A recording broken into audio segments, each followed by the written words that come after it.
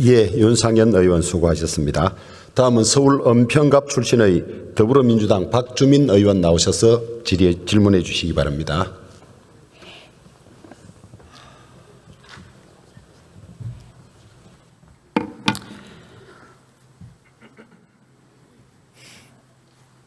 존경하는 국민 여러분, 주호영 부의장님과 선배 동료 의원 여러분, 김민석 국무총리를 비롯한 국무위원 여러분, 더불어민주당 서울 은평갑 국회의원 박주민입니다.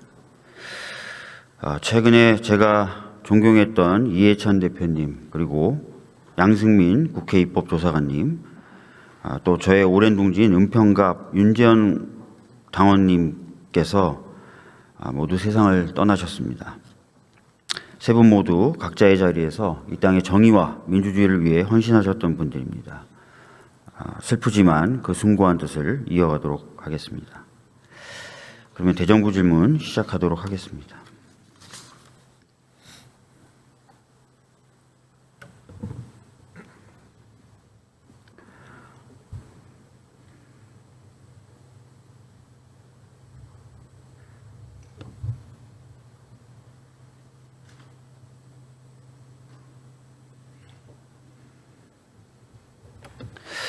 총리님.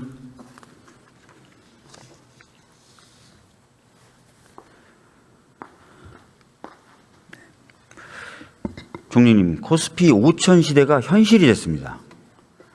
그런데 과거 일부 야권 인사들이 코스피 5천 공약에 대해서 매우 많은 조롱을 쏟아냈던 기억 있으십니까?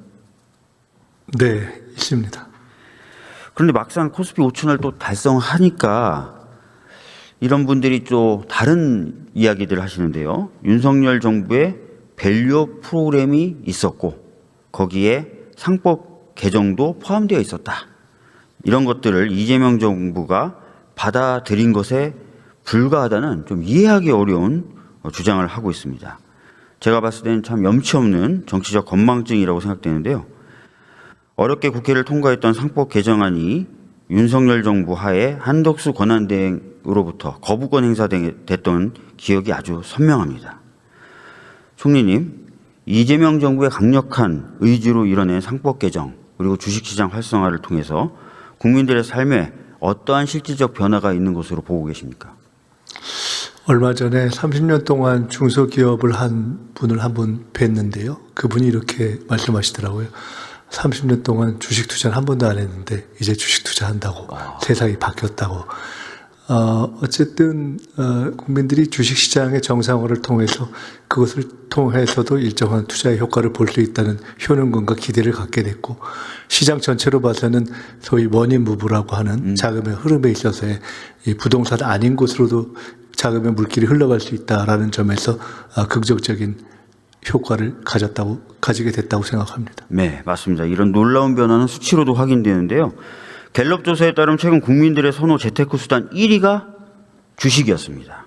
추이로 보면 20년 만에 부동산을 앞질러서 1위가 된 건데요. 사실 상법 개정안을 지속적으로 발의했던 사람으로서 당시 여러 가지 어려움 속에서 이재명 대통령님이 당대표 시절에 그 힘을 실어주기 위해서 여러 행사에 직접 참여해 주시고 상법 개정해야 된다고 강조하셨던 바가 있는데 최근에 제가 매일매일 상법 개정의 효능을 느끼고 있고 주식시장 활성화에 대한 보람을 느끼고 있습니다. 네, 저 지금 사진 보여주시는 자리에 저도 갔던 기억이 나고요. 맞습니다. 우리 박 의원님께서 상법 개정을 지속적이고 집요하게 추진해 주신 결과가 사실은 저희도 법을 통한 환경의 변화가 이렇게까지 세상을 실질적으로 변화시킬 수 있다는 것에 대해서 확인하면서 비로소 갖게 되는 어떤 입법가로서의 어떤 효능감과 의미를 느끼게 되는 것이 아닌가, 또 책임감도 더 느끼게 되는 것 같습니다. 네, 감사합니다. 근데 이제 한 단계 좀 더 나갔으면 좋겠습니다. 코스피의 2부 리그로 취급받는 코스닥이 있는데요. 이 코스닥을 별도 법인으로 분리해서 독립시키는 것 어떨까 제안을 드립니다. 이미 김태년 의원님의 법안도 발의되어 있습니다. 코스닥이 만약에 나스닥처럼 독자 생존력을 갖춘다면 3천 스닥 시대도 전 머지 않았다고 보는데 이 점에 대해서 어떻게 생각하십니까? 코스피가 5천에 이렇게 접근하고 있는 상황에서 어느 날 정부 내 관계자들이 모였을 때 대통령님께서 코스닥 문제에 대해서 관심을 새롭게 집중하고 계신다는 얘기를 서로 저희가 나눈 적이 있습니다. 그런 감이 있으셨던 거죠. 그런 판단을 정부 내에서도 하고 있고 코스닥에 대해서도 코스피처럼 변화와 제도의 개선이 필요하다고 보고 있습니다. 구체적인 내용에 대해서는 말씀 주신 김태년 의원님의 안을 포함해서 종합적으로 판단해서 저희들이 대책을 세우고 입법으로 변화시켜가면 좋겠습니다. 네, 감사합니다. 그런데 최근 정부의 부동산 정책을 둘러싼 상황을 좀 보면요. 예전에 상법을 개정했을 당시와 좀 매우 유사한 것 같다는 생각이 듭니다. 이재명 대통령께서 부동산 정상화를 위해서 온 힘을 다하고 계신데 일각에서는 오히려 정부의 부동산 정책 망해라라고 고사를 지내고 있는 것 아닌가라는 생각이 들 정도입니다. 특히 일부 언론은 대통령의 발언을 왜곡하기도 하고 심지어 희화화하기도 합니다. 아까 말씀드렸던 것처럼 진짜 코스피 5천을 얘기할 때나 상법 개정을 얘기했을 때 당시 상황이 그대로 떠오릅니다. 정책의 본질을 왜곡하여 감정적 논쟁으로 몰아가서는 안 될 것이고요. 특히나 고의적으로 가짜 뉴스를 생산하거나 유포하는 것은 용납할 수 없을 것 같습니다. 정부 차원에서 이런 부동산에 대한 가짜 뉴스라든지 왜곡 선동이라든지 이런 부분에 대해서 좀 단호하고 엄정하게 그리고 빠르게 대응을 해야 될 것 같은데 어떤 생각을 가지고 계십니까? 네, 당연하다고 생각합니다. 특히 부동산과 관련해서는 언론이 얼마나 객관적인 자세를 취해 주느냐가 우리 국민의 인식과 사회 분위기를 만드는데 매우 중요하다고 생각해서요. 사실과 다르고 또 의도적으로 악의적으로 왜곡하는 이런 것들에 대해서는 엄정한 태도를 취해야 된다고 생각하고 있고 정부가 할 수 있는 모든 수단을 동원해서 그렇게 하겠습니다. 네, 총리님의 의지를 믿겠습니다. 네. 총리님, 최근에 비상계엄은 대통령의 고유 권한이다라고 주장하면서 12.3 내란을 옹호하는 주장을 들어보신 적 있으십니까? 최근이라기보다도 계엄 이후에 계속 나왔던 주장. 그런 얘기를 했던 분들이 많이 있죠. 정당 내에도 있고 정당 밖에도 있고 여러 종교계에도 있고. 맞습니다. 예. 이런 주장이 가능했던 이유 중에 하나가 우리 헌법 77조가 대통령의 계엄 선포권과 국회의 해제 권한만을 추상적으로 규정하고 있기 때문이다라는 지적이 있어 왔습니다. 또 그렇기 때문에 불법적인 계엄에 대한 사전 통제가 어렵고 사후 조치만 가능하다라는 평가도 있었습니다. 내란을 완전히 종식시키고 재발을 방지하기 위해서 헌법 77조의 비상계엄을 선포하기 위해서는 국회의 사전 승인 등이 필요하다. 그런 내용들을 좀 넣어야 된다라는 주장도 있는데 총리님 생각은 어떠십니까? 제가 아시다시피 계엄을 꽤 일찍 경고했던 맞습니다. 사람 아닙니까? 그때 가칭 서울해봄팀이라고 해서 저희 당 내에 의원 몇 분이 이 계엄 관련 법, 가능하다면 헌법까지를 포함해서 지금 말씀하신 취지의 개정을 해서 실제로 그런 말도 안 되는 계엄을 막아보자는 생각을 하고 문제 제기를 한 적이 있습니다.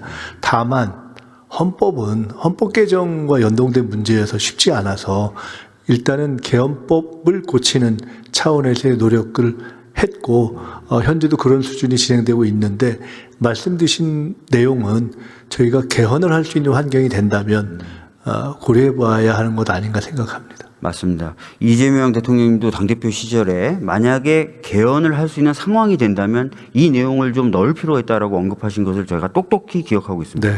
당시 수석 최고위원이셨기 때문에 더욱더 분명하게 네, 아마 그렇습니다. 기억하고 계실 겁니다. 예. 그래서 말씀하신 대로 개헌을 할 수 있는 상황이 된다면 이 내용도 반드시 좀 포함해 주셨으면 좋겠다는 예. 말씀 드리겠습니다. 총리 좀 작은 이슈일 수 있는데요. 25년 11월 17일 날 광화문 광장에 감사의 정원이라는 공사 현장에 방문하셨던 적이 있습니다. 그때 현장을 방문하신 상태에서 행정적이고 절차적인 문제가 없는지 한번 짚어보시겠다라고 네, 발언을 하신 그렇습니다. 기억이 있습니다. 혹시 그 이후에 뭔가 진행이 됐다거나 말씀 주실 게 있어요? 네, 원래 그 감사의 정원이 문제 제기를 해서 비로소 서울 시민과 대한민국 국민들이 여기에 이런 일이 진행되고 있는가 하는 것을 아실 만큼 잘 모르는 상태에서 진행이 됐고 일부 안다 하더라도 그런 그 밭도로총이라고 흔히 얘기되는 그런 건축물이 쓴다는 걸 대부분 모르셨습니다. 그래서 그냥 그것이 강행되고 있는 상황이어서 저희들이 절차적 하자가 없는지를 살펴보라고 했고, 제가 최근에 듣는 바로는 국토부 등 관련한 규정을, 그러니까 저런 지하를 포함한 공사를 하는데 필요한 절차를 서울시가 다 밟지 않았다는 것이 확인되어서 공사 중지 명령을 검토하고 아마 곧 하지 않는가 이렇게 듣고 있습니다. 알겠습니다. 절차대로 제대로 진행될 수 있도록 끝까지 챙겨주셨으면 좋겠습니다. 네. 감사합니다. 들어가셔도 좋을 것 같습니다. 다음은 정성호 법무부 장관님.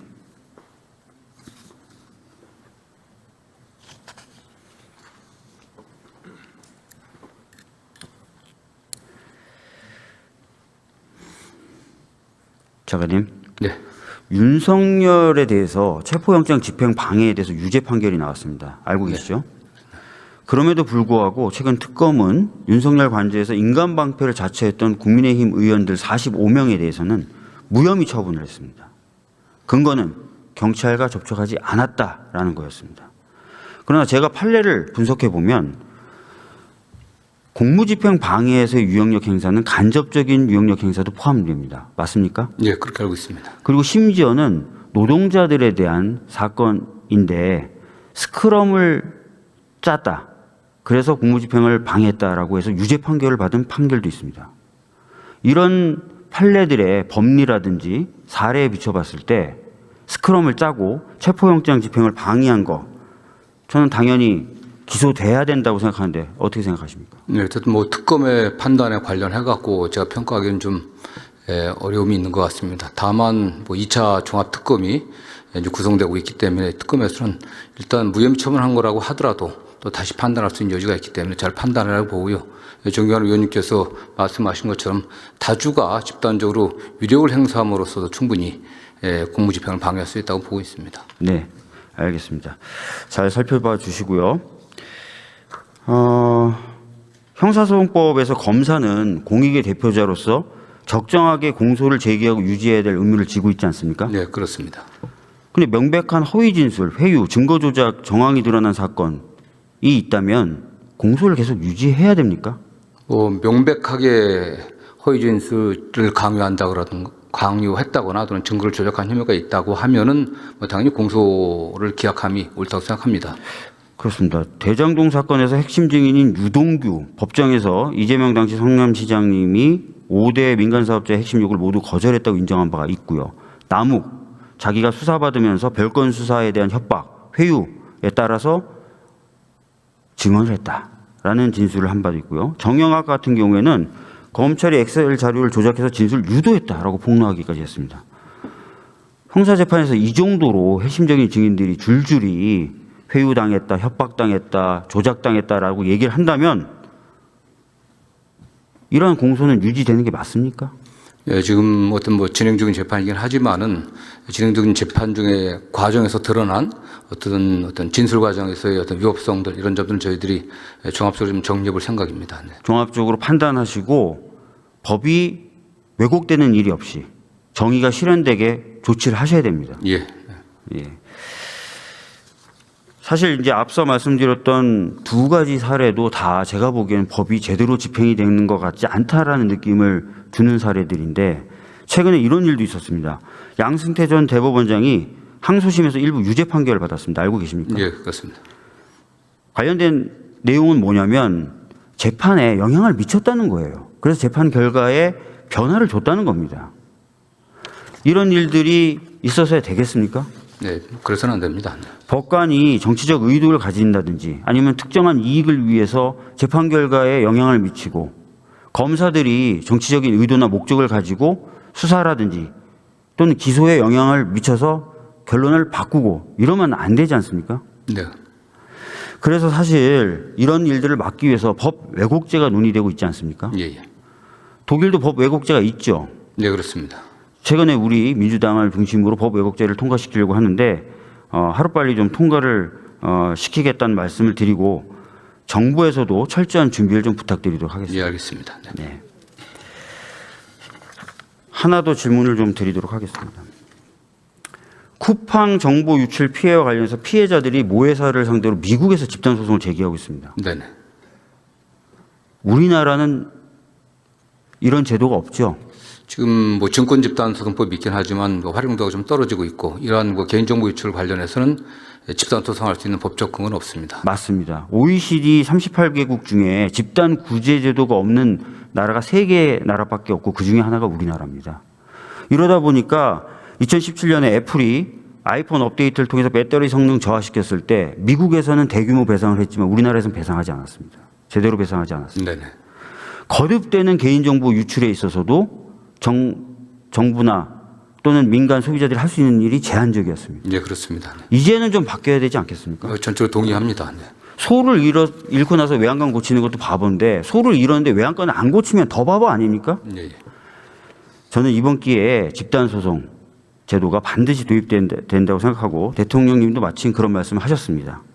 국회에서도 입법을 서두를 테니까 정부에서도 적극적인 협조와 검토를 부탁드리겠습니다. 예, 관련해서는 제가 올해 상반기에 꼭 처리해 주기를 희망하는 저희 법무부의 10대 법을 저희들이 정리를 해갔고요. 법사위원장님께도 말씀드렸고 저 여당 원내대표께도 말씀드렸습니다. 그중에 하나가 집단소송법에 조속한 입법이었습니다. 네, 알겠습니다.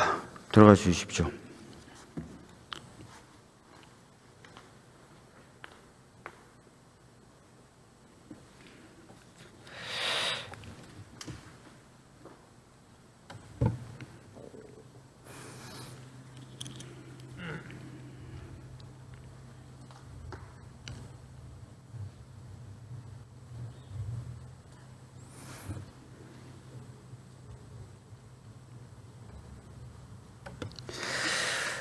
이재명 정부가 출범한 지 이제 한 220여일 지났습니다. 그동안 많은 변화가 있었다는 것을 국민분들께서 체감하고 있습니다.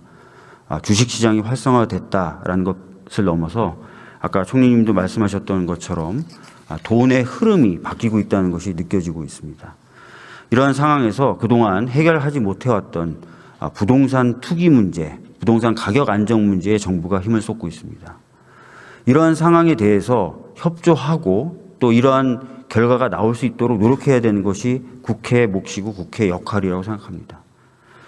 과거 상법 개정 논의했을 때 근거 없는 비판, 근거 없는 비난으로 발목을 잡혀왔던 것이 사실이었고 그래서 허비한 시간이 지금 되돌아보면 너무나 아쉽습니다.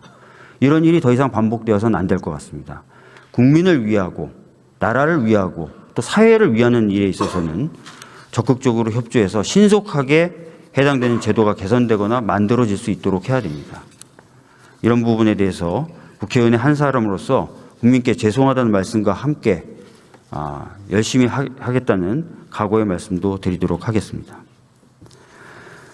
나아가 지금까지 지속되고 있는 이 내란을 완전히 종식하기 위해서 사법부 그리고 특검 등 수사기관은 좀 더 자신의 역할을 충실하게 할 것을 요구하며 이런 것들을 뒷받침하기 위한 사법개혁 등에 있어서도 국회가 힘을 내야 된다는 점을 다시 한번 말씀드리도록 하겠습니다. 그리고 많은 분들이 개헌을 얘기하시는데요. 개헌이 만약에 논의될 수 있고 하는 상황이 된다면 아까 제가 말씀드렸던 것처럼 내란의 재발을 방지할 수 있는 그런 비상계엄에 관련된 규정에 대한 개정도 반드시 논의에 포함되어야 된다는 점을 다시 한번 강조해서 말씀을 드리도록 하겠습니다. 지금까지 잘 들어주셔서 감사하다는 말씀 드리겠습니다.